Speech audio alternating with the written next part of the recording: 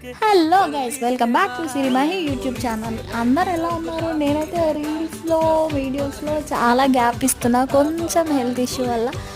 So ఏమనుకోకండి, video వస్తుందని రావట్లేదని జోక్స్ మిస్ అవుతున్నారా? ఎవరైనా మిస్ అయితే కామెంట్ చేయండి.